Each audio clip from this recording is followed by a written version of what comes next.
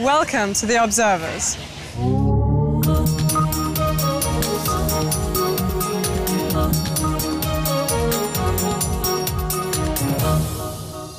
This show is based on our network of observers. They're ordinary people who tell us what's going on where they are, sending us photos and videos to document it. We verify it all here in Paris and bring the best to you in this show. In early July, 19 people were injured in a bus accident in New Delhi. Our first observer explains what the Blueline bus service means for local people there and why this kind of accident is all too common. We begin in New Delhi, India, with Ankit Sani, who launched a Facebook group calling for an end to the Blueline buses. Blueline buses are the most popular form of public transport that we have in Delhi. The Blueline buses are basically the buses that belong to the private carriers. Their capacity is, well, say something around 45 people, but they usually take on about 80 or 85 people who are standing, at times on the foot rails, at times they're hanging onto the buses. They're driving very fast, they're overtaking on the wrong lane. We interviewed a few drivers and they say that because we are paid for taking more passengers, so for taking more passengers we have to do more rounds in a day, and that is basically the root of the problem. So there are about 3,000 buses and at least 100 people killed every year. Then we had a protest, and the protest basically comprised of people who would commute in the Blueline buses daily. The solution would be to create more of these dedicated lanes for the buses to run in, because if that happens, then the buses don't come over and mix in with the other traffic, and that reduces the number of casualties or accidents that would happen. For most of us, contortionists are something you expect to see at the circus, but on the streets of Kinshasa, they're everywhere. Our observer talked to some of them. They let him film their performance. To Kinshasa, Democratic Republic of Congo, with Cédric Kalonji, a Congolese blogger who currently lives in France.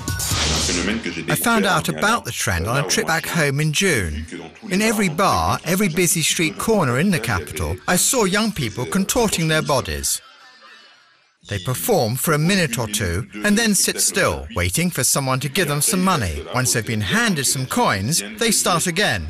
I talked to the girl in the video, Judith, and she told me that she goes back home with what works out at about $5 a day, which is not bad at all. I think they must be naturally gifted, but what worries me is that they have absolutely no training in contortionism. They make up their own moves and regimes, and we know what long-term consequences doing that can leave them with. Amongst others, rheumatism is one example. People left comments on this post on the Observer's website. They insulted me for talking about the contortionists. As usual, the Congolese and Africans in general are over-defensive. They don't want us to draw attention to anything negative. The world's best coffee, or at least the most expensive, is produced with beans that have been through a very particular process. You might not be too keen to accept a coffee from our next observer. To Bali, Indonesia, with Alberto Souto, who makes Kopi Luwak coffee. My coffee is different. The coffee beans we use are found in the excrement of an animal called the civet. In Indonesia, this animal, the Paradoxurus hermaphroditus in Latin, lives amongst the coffee bushes. It eats coffee berries, which are red, whole. But it can't digest the coffee beans inside the fruit.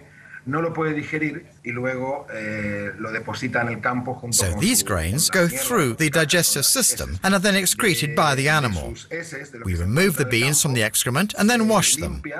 That's what a civet's turd looks like. It's not dirty, it's just a collection of coffee beans. When coffee's in season, that's all civets eat.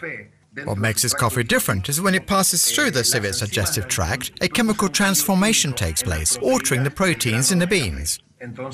It makes a less bitter coffee, with a slight hint of chocolate. I sell my coffee at $79 per 100 grams. It's certainly not a coffee you drink every morning at breakfast. That's it for this show. For more of The Observers, go to our website, send us your photos and videos, and find out how you too can become a France 24 observer. Until next time.